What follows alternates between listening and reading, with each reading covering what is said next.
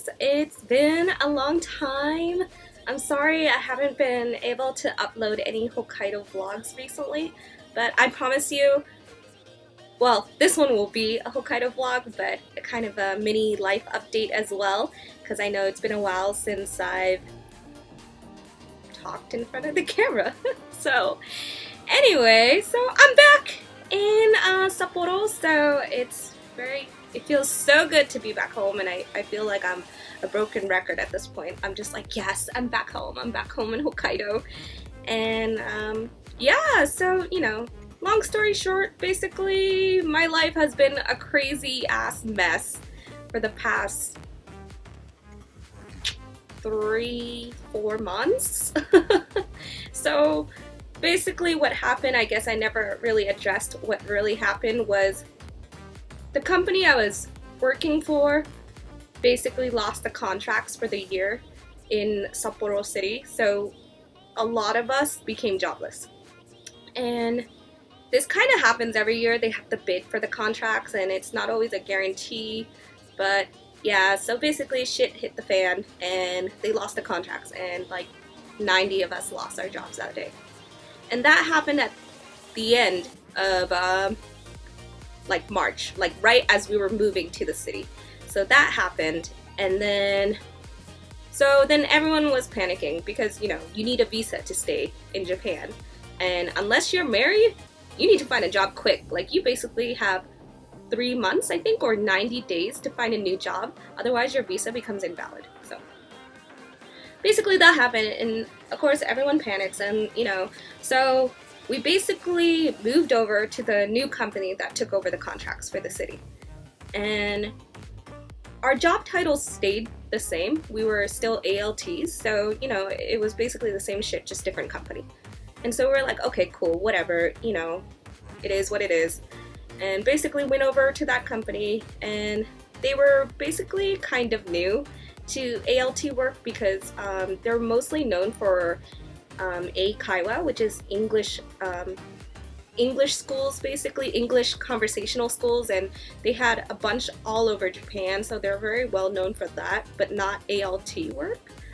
And yeah, so we basically went over, and 4 days before the school term started, in Sapporo, school term starts in May for us, so basically 4 days before the school year was supposed to start, the BOE decides they don't like the new company, so they drop the contract. And so once again, the people that moved over to the new company are now jobless again. Why? So, you know, that happened, and of course at this point I am getting desperate because holy shit, I just lost my job twice in a month and a half. So, okay, you know, after that, the new company was like, hey, you know, we are still doing English conversational schools. You know, you could stay in Sapporo if you come and work for our English conversational school. And I was like, sweet, that's all I want. I just want to stay in Sapporo because I went through the trouble of moving here. I had an emotional goodbye from my village. I just want to stay in the city, right? So that's all I wanted. So I was like, sign me up. I don't even know what Eikaiwa is. I've never been an Eikaiwa teacher. So I'm like, all right, you know what? Sign me up. Okay, so all of us, you know, not all of us actually, a lot of people refuse to do Eikaiwa work because the hours are crap, but I'll get into that. So basically, you know, I signed up to be an Eikaiwa teacher, and we had to have training because it's quite different from what I was used to. So we had training, and, you know, gosh, this story. We had training, and the first day of training, so remember, I was told that I can stay in Sapporo, okay? And everyone was told the same thing, and this is the only reason why a handful of people decided to go with them. Okay, so first day of training, the VP comes in. She mentions, after training, we're gonna go to Tokyo, Osaka, or Nagoya for a month to basically have hands-on training because Sapporo City actually does not have enough students for us to teach.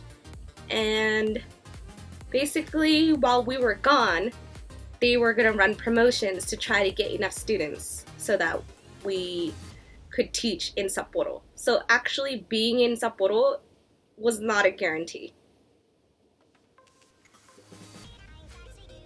Like, what? What? You just said I could stay in Sapporo. So imagine our surprise. Like, the whole entire group went silent when she broke out this news. And of course everyone was like, what the freak? You did not say that. You And then she was like, it's just business. I mean, obviously we don't have students, so there's no way we can keep you guys here. Whatever. Fast forward, training ends, I get on a plane, I go to Osaka. I get placed in Osaka with Anya and another friend of ours. We get placed there. We get our own apartment and everyone treats us extra nice. Like, I'm talking about like above and beyond. Everyone is like super sweet to us at all the schools because they were trying to convince us to stay in Osaka. Like, all the head teachers there or people in charge were kind of like, Osaka's so great, you know, it'd be great if you guys stayed on, blah blah blah blah. Like, basically talking up Osaka. And don't get me wrong, Osaka's like a great city and I enjoyed it a lot, but my home is in Sapporo. So, whatever. So the whole time I was getting this like constant like, Osaka's great, you should stay with us, blah blah blah, and I was like, you know, I'll think about it. But really in my head I was like, hell no. Okay. So yeah, I was there for a month and, you know, it was cool. I got to explore and, you know, you can see from my Kansai vlog specials. So I got to go to like Wakayama, Kyoto, and like other parts of Osaka, and it was great, but the job sucked. I mean, the actual job itself wasn't bad, like in terms of like the students were cool, people were cool, like all your coworkers and stuff were awesome, but the hours, my gosh, I don't know how people do it. There's some people who have been doing eikaiwa for like 10 years. I couldn't even do it for a month. I mean, the hours. Okay, let's talk about the hours. First of all, you start at 1:30 or 2, and you don't get out until 10. And I don't know about you, but I'm that type of person that like likes to like get shit done early, kind of like have an 8 to 5 job or a 9 to 5, you know, whatever, like, and I basically started to miss like public school schedules because, you know, usually start off at 8, get off at 4, and, you know, you kind of have the rest of the evening to yourself. But in Osaka, you know, we would get off at 10 and basically have dinner. And, you know, Osaka is like pretty much the city that never sleeps. So we would have dinner and it would always be like unhealthy food because it would be bar food or street food, and it's always like fried or I don't know, it's just a lot of junk food. And then, you know, I would go home, and by the time I got home and showered and got ready for bed, it was like midnight or 1, and I would go to bed really late. I would go to bed at like 2:33, and then I would wake up at 10. So basically, and then, you know, start getting ready for the day to start again, and it was just awful, that cycle. And I'm not so much of a bar person or like the night scene, so I guess for me that lifestyle just didn't suit me at all. Like, I don't care for beer and I don't care for alcohol, and I don't know, just that lifestyle, I was kind of like, man, I don't like this. I don't like have time for myself. And I mean, they were nice. They gave me like Thursday and Friday off. At least I had like 2 consecutive days off at least, but some people had like Tuesday, Thursdays off, and I'm like, I'm so sorry. Yeah, I mean, but the overall the experience, it was just mostly the hours that killed me, and just basically the lesson were like kind of crap. I mean, I don't know, some of the lessons. I'm just like, oh my gosh, what is this? Yeah, so that happened, and then, you know, basically, while we were in Osaka, our old company called us and was like, hey, guess what? Guess what? We won the contract back, come back. And of course, everyone was like, yes, we want to come back. Like, we want to come back to Hokkaido. And, you know, so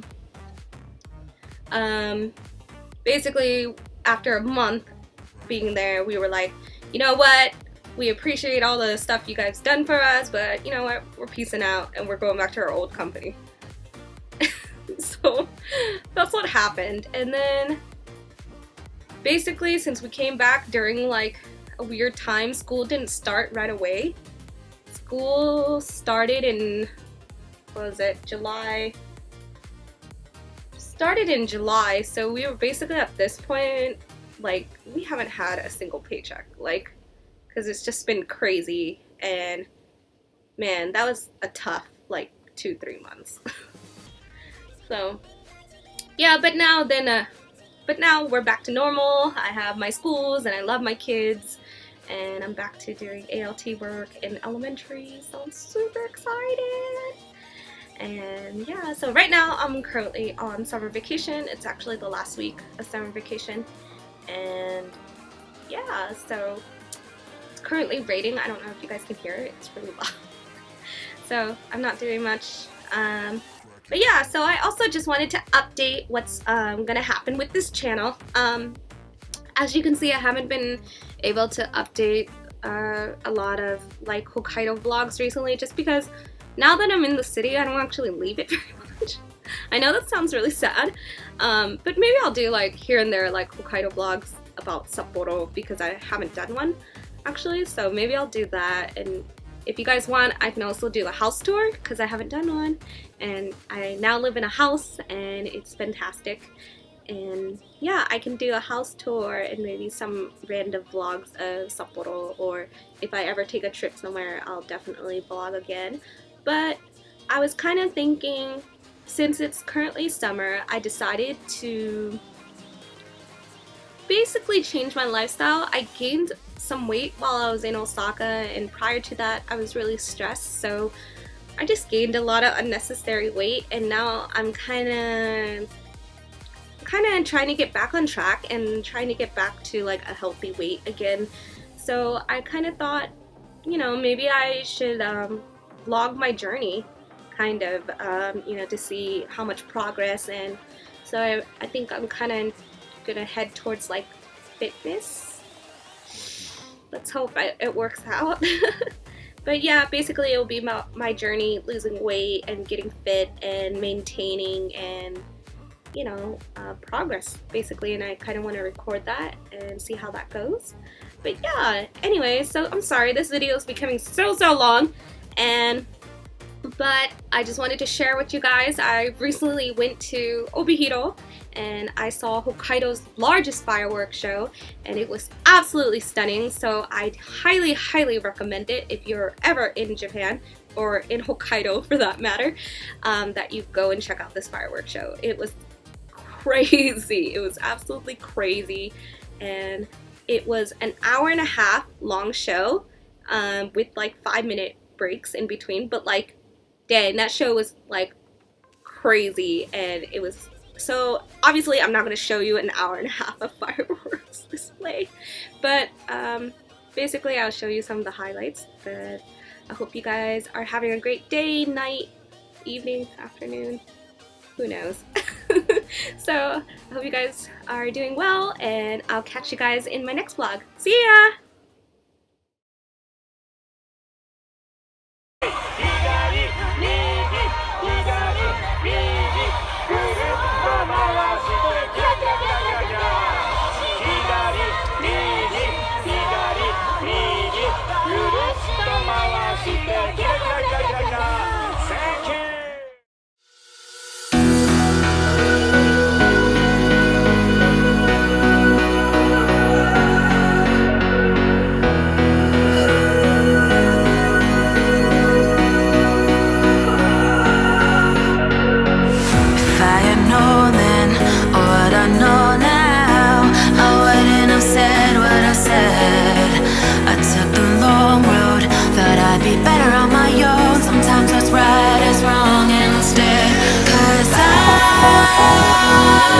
was too young, and I didn't understand that you were no one, and I can't wait to see you